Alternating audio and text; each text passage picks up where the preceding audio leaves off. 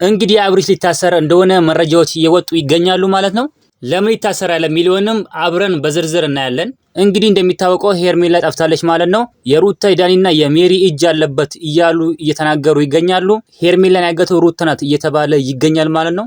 ነገር ግን የሄርሜላ ወንድምና እህቶች አብርሽ ነው እህታችንን ያሳገተው በማለት ክስ አቅርበውበታል ማለት ነው። እውነት ግን አብርሽ እንደዚህ ያደርጋል ብላችሁ ታስባላችሁ? እኔ ግን በፍጹም እንደዚህ አይመስለኝም። ለምን ብትሉ ትላንትና በተለያየ ቦታ እየሄደ እየፈለጋት ነው። ሆስፒታል እየሄደ ይፈልጋታል። እነ ሩታ ቤት ራሱ ሳይቀር እየፈለጋት ነበር ማለት ነው። ግን አብርሽ እንደዚህ ያደርጋል ብዬ አላስብም። እስኪ እናንተም አስተያየታችሁን ኮሜንት ላይ ግለጹልኝ። ነገር ግን ሰው ሊሳሳት ይችላል። ግን አብርሽ እንደዚህ ያደርጋል ብዬ አላስብም። እስኪ እናንተም ያላችሁን አስተያየት እስኪ ኮሜንት ላይ ግለጹልኝ። ፖሊሶችም እንግዲህ ይሄንን ወንጀል እያጣሩ ይገኛሉ።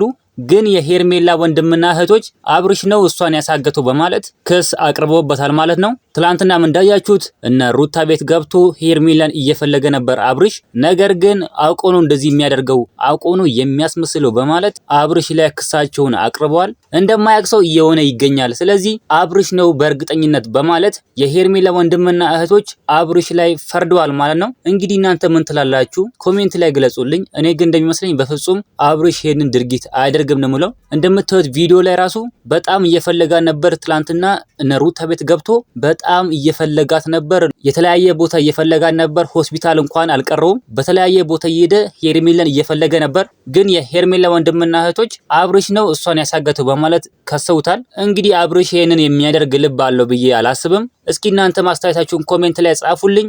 አብርሽ መታሰር የለበትም እንላለን። ኮሜንት ላይ እናንተ ሐሳባችሁን ግለጹልኝ። እስኪ አንዴ ልመርቃችሁ። ከሀገር ውጭ ያላችሁ በሰላም በጤና ይመልሳችሁ፣ ገንዘባችሁን ሁሉ ይባርክላችሁ። ሀገር ውስጥ ያላችሁ ሰላም ጤና ሁሉ ይብዛላችሁ እንላለን። ለዚህ ቤተሰብ አዲስ ከሆናችሁ እንግዲህ ሰብስክራይብ፣ ላይክ በማድረግ የዚህ ቤተሰብ አባል መሆን ትችላላችሁ። በሌላ ቪዲዮ እስከምንገናኝ በያላችሁበት የዓለም ዳርቻ ሰላማችሁ ብዝት ይበልልኝ። ደህና ሁኑልኝ።